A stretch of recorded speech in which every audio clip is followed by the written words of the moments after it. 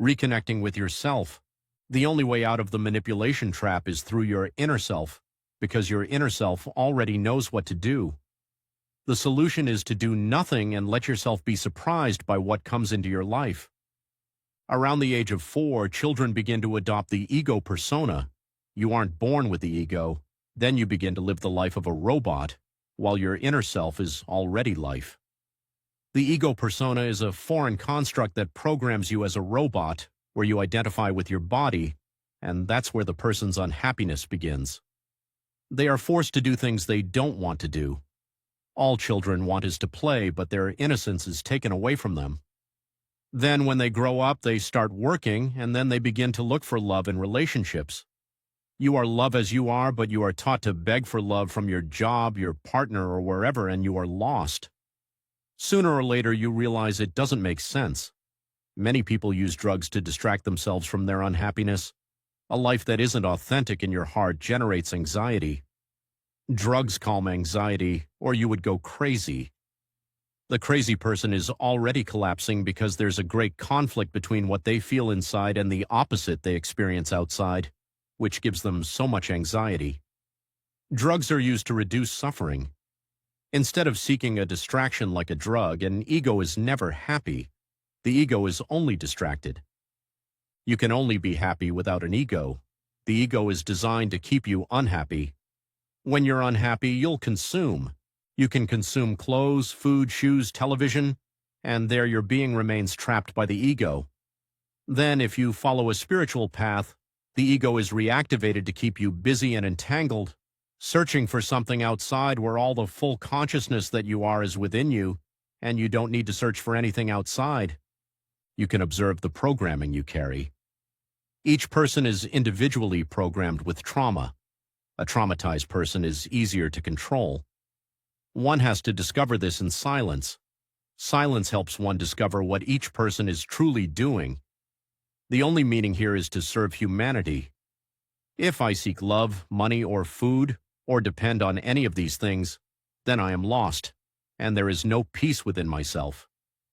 If there is no peace within oneself, there is no peace in the world. It is good to observe why I am not at peace and why I desire things.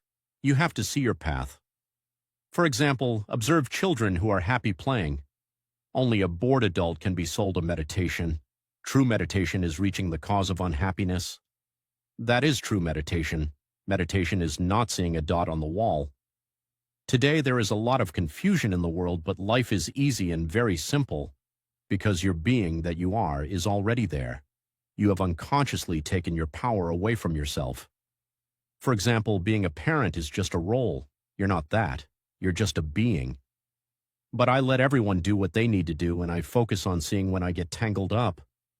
The ego is a very strong character, so it's necessary to observe it daily, since this world is designed to constantly confuse you. If you, as a parent, sacrifice yourself, then you teach sacrifice, and that isn't love. Parents who are beggars for love can't love. How can someone who seeks love give love? So each person applies what they've learned, conditional love. If I don't care about someone on the street but only care about my children, that is conditional love. The ego can't love. The ego applies a love programming.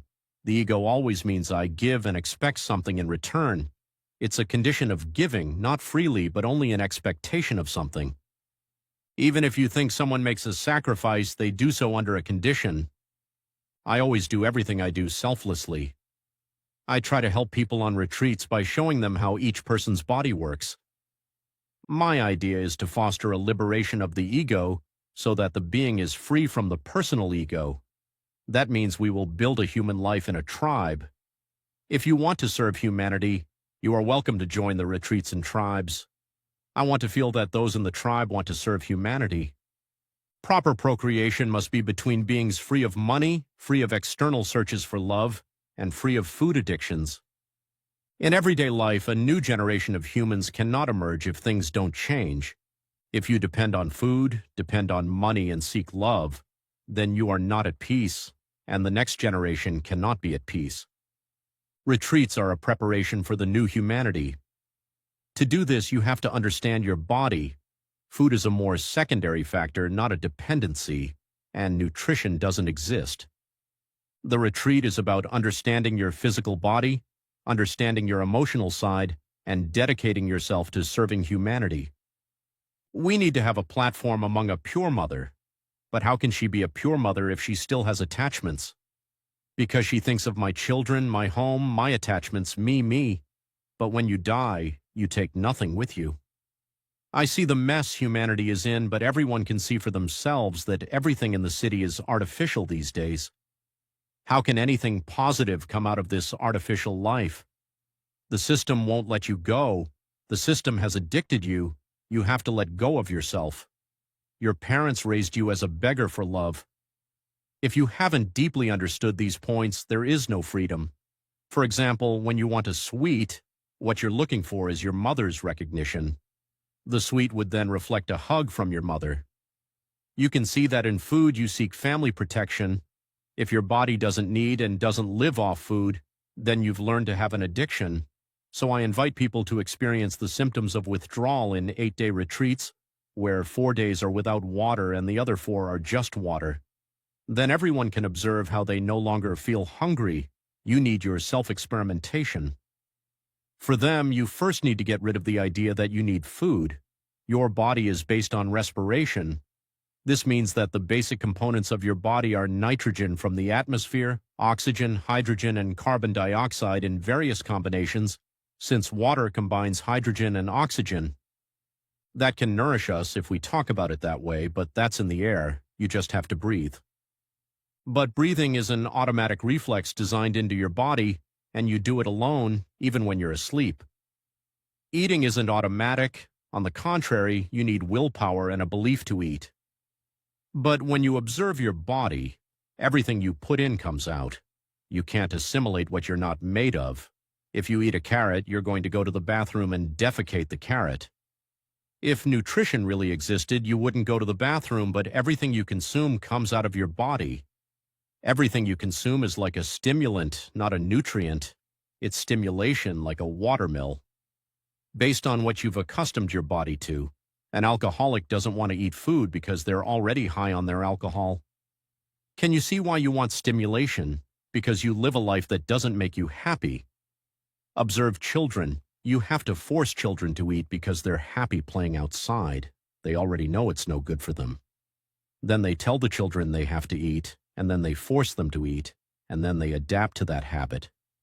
It's a habit you learn, but not something your body needs. The big change is achieved by very few. In nature, one can find relief.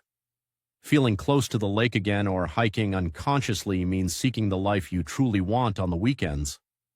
That's what people ask. The big question is why they go back to work in a job they don't want. We come from nature. Any child wants to play in nature. They don't want to play on concrete. A child likes to discover and play with whatever they find. There you can see suicides increase in the winter. It's because anxiety builds up and everything explodes from not being able to be in nature. Emotion is nothing more than a reaction to illusion. You believe the illusion is real. It's your thinking. You're thinking about work, your children, thinking that's real.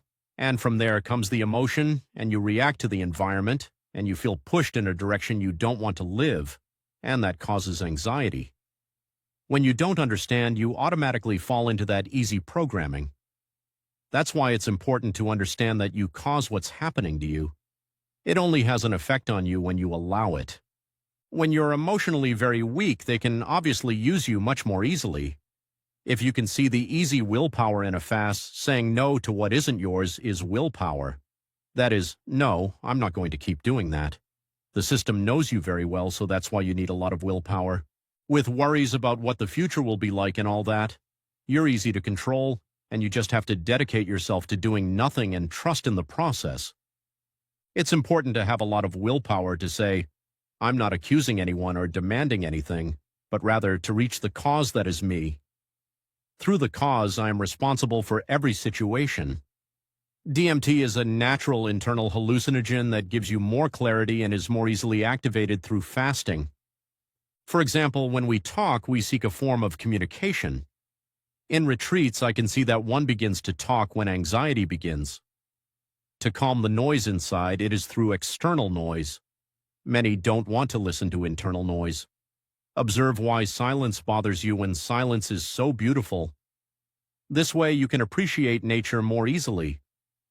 People are used to distractions and noise all the time instead of observing why I can't hear the silence inside me through a love within the heart. That is truly your true life. There comes the rhythm of your true life. You need to know your entanglement and observe your entanglement. For example, why do we crave food? What's happening? We have to observe. In the end, your cell phone controls you. The system and the outside world control you through conditions and many things. We have to work on ourselves and understand why you're not at peace. You're not at peace because you're dependent. It could be dependence on love, fear, money, or being an observer of cause and effect. You generally run into the effect, but it's very important to get to the root cause. Instead of playing the victim, we have to be responsible for seeing what we've caused and understanding how we've caused each situation.